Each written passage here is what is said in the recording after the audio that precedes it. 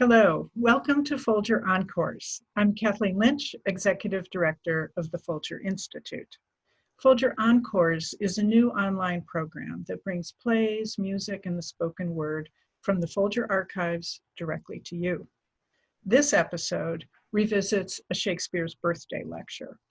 In 2016, Professor Kim Hall, who is the Lucille Hook Chair and Professor of English and African Studies at Barnard College, presented Othello Was My Grandfather, Shakespeare in the African Diaspora.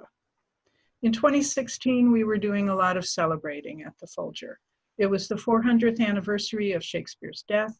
We were in the early stages of imagining a major building renovation together with recommitting to the core mission that was going to make clear our welcome to a new, wider, more diverse audience and our determination to bring everyone more fully into the exploration of histories and the legacies of the early modern period, as mixed as those legacies sometimes are. The Folger organized a nationwide tour of copies of our first folios. Each host institution, one in every state, organized public programs, workshops for high school teachers and college teachers. There were special exhibitions that featured regional collections and histories. We learned at the Folger how important it was to come out into the communities and share our strengths and learn from theirs. Back at the Folger, the Institute coordinated an anniversary series of Shakespeare's birthday lectures. We wanted to sound some scholarly notes deeply, to provide excellent examples of scholarship in performance, in study of the language, in biographical studies, and in the history of Shakespeare in America. It is the latter that Professor Hall addressed, and she did so with a powerful reminder that this 400-year history of reading and performing and teaching Shakespeare in America is the same 400-year history of Black experience in America. You'll have to listen to the whole lecture to hear the other examples she provided of Black Americans wrestling with a complicated cultural legacy. Those examples include W.E.B. Du Bois and Henrietta Vinton Davis.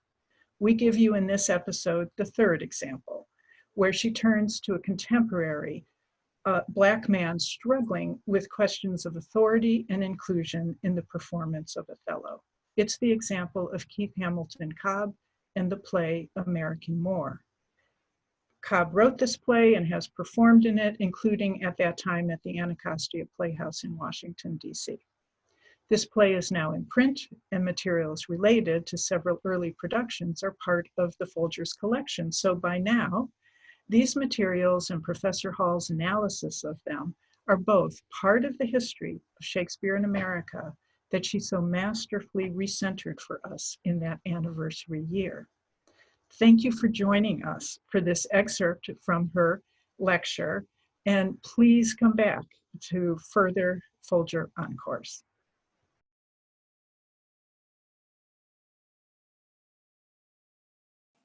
This spring at the Folger, I wasn't there, but I'm trusting to Mike that it was with the appropriate pomp, triumph, and reveling. The American Moor was inducted into the Folger. I want to conclude with a discussion of this play and why this public acquisition is an important step for the Folger and for Black Shakespeare. American Moor is a searingly honest, deeply humane theatrical biography told through the actor's experience of first discovering a love of Shakespeare and finding that, as an African-American male, Othello is an elusive inheritance, something he is expected to carry continually, even if he can never really own it. Like many Black appropriations of Othello, it does the dual work of engaging or performing the Shakespeare text or a range of Shakespeare texts, but also making visible the structures of whiteness that exclude them.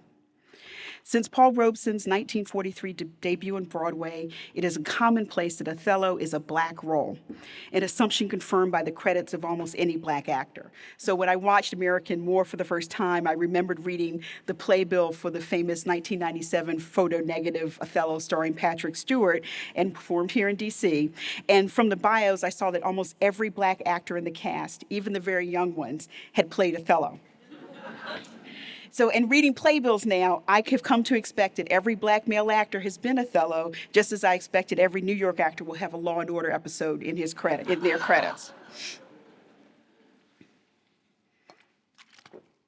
On the surface, the ubiquity of this credit suggests that black men do actually own this role.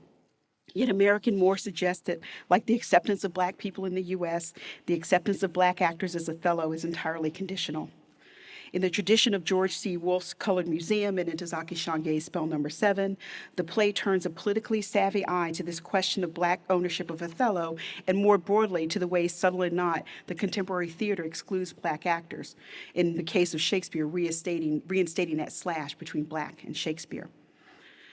We enter the theater watching Hamilton stand in a corner. I'm going to go back to the original one. On an almost empty stage with a copy of Othello. When the performance opens, he moves center stage to tell us the story of my life through his blossoming love of Shakespeare, a love he maintains while navigating the theaters and America's assumptions about blackness that drive black actors into an endless stream of stereotypical roles. The policing of his place in the Shakespeare world begins early, when in acting class he elects to perform Titania's Forgeries of Jealousy speech. In response, he is told in an agonizing, indirect fashion that he should perform something he's more right for, Aaron, Morocco, or Othello, the black roles. Cobb first rejects Othello outright, seeking spaces where he can display the magic of his craft and of Shakespeare's language, but he is again and again given Othello. And one line is, while the play's relevance was urged perpetually.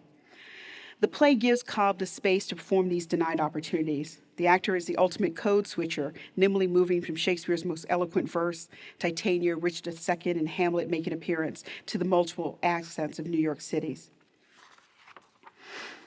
When called for his audition, that the play mirrors Othello becomes increasingly clear. In the first movement, we are co-conspirators who get to hear the sarcastic, irreverent asides, the things an actor cannot, the things he cannot say because he is a student who needs a grade and acceptance, or the actor who needs a part.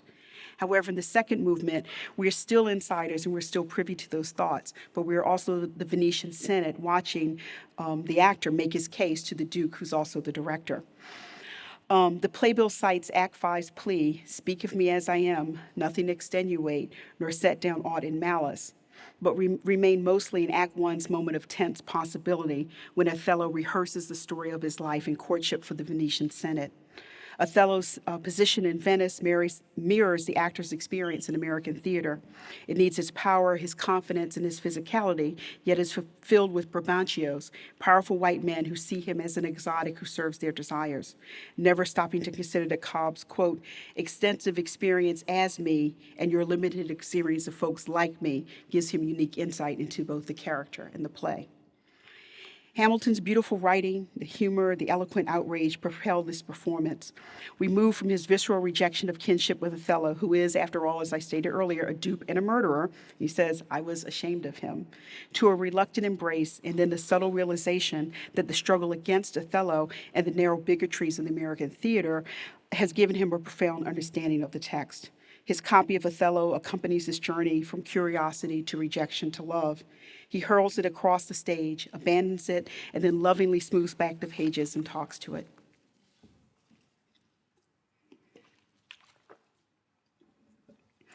The minute Cobb accepts that he actually has a connection to Othello and begins to explore what Othello means to him, what Othello means to him, what he knows about Othello from also being a black man in a white elite world, he discovers that Othello is in fact on loan. Teachers and directors through Othello give him Othello only to make the black actor their mouthpiece for how they understand blackness or difference. The disembodied director asserts that Othello be understood not through the actual cues the text gives us about the Venetian Senate, but through the young director's insistence that he knows what the Venetians are thinking, and sometimes what Shakespeare is thinking, in a way that the more experienced Italian-speaking black actor never could. The teacher, the director, the coach all presume a relationship with Shakespeare, while Cobb has to fight for his. The dialogue is one-sided. It is not a conversation between people about Shakespeare. It is a conversation with the man given the privilege of authority who speaks for Shakespeare to the black man directed to ventriloquize that understanding. In her influential essay, Whiteness is Property, Law professor Cheryl Harris details how American society has created whiteness both as a structure of power and a valuable asset. She argues that whites have come to expect and rely on the benefits of whiteness, and over time, those expectations have been affirmed, legitimated, and protected by the law. Shakespeare has been one of those valuable properties of whiteness. Apparent in a range of institutions and structures, Shakespeare institutions have the power of definition and the power of exclusion. Harris focuses on the ways the law controls the meaning and definition of whiteness, and this is the quote on the screen. Whiteness as a property is also constituted through the reification of expectations and the continued right of white-dominated institutions to control the legal meanings of group identity. Her descriptions of how whiteness is defined can absolutely apply outside of the law. If one substitutes Shakespeare for group identity in her passage, one has a pretty accurate description of some of the state of Shakespeare scholarship, performance, and pedagogy.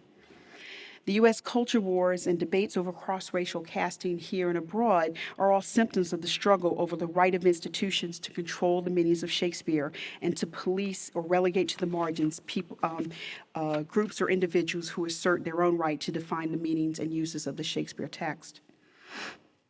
Throughout the performance, I was really struck by American Moor's parallels with philosopher Frantz Fanon's Black Skin, White Mask, which is both a stinging critique of racism and dehumanization under colonial rule, but also, and I think this is something that a lot of my students kind of miss when they're reading it because the critique is so powerful, but it's also a plea for the transcendence of communion. Underlying that text, outrage and tonal shifts between anger, humor, biting satire, and despair is a plea for the Black man's full humanity, which, like all humanity, is only realized in profound connection with other people. Cobb similarly performs a range of emotions. Even with people the actor loves, like his agent, there's a fundamental disconnect. He believed me, but he could not understand my lament. The piece is full of interrupted conversations about race and missed opportunities for mutual understanding. The sometimes gentle, sometimes harsh pleas for real conversation. Talk to me. Show me that you have something besides Brabantio's privilege of place. Accelerate as the play progresses and his audition time runs out. The actor's response to the slings and arrows of outrageous microaggressions, some of y'all have been on the campus, is a Fanonian desire for authentic communication, indeed communion, but here using a mutual love of Shakespeare to break down false assumptions about race and Blackness.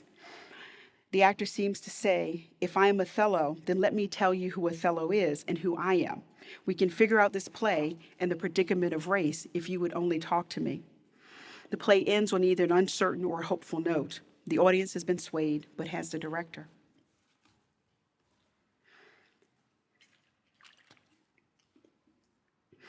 American Moor gives Cobb his own space to draw from, I shouldn't have it up the whole time, to draw from the full range of Shakespeare to move and delight audiences. Now we can see this as a tradition that includes Henrietta Davis, and a much needed space for discussion of race. His talkbacks with community and spiritual leaders and with Shakespearean scholars like Mike and like Professor Ayanna Thomas, who's out here in the audience, are robust and wide-ranging.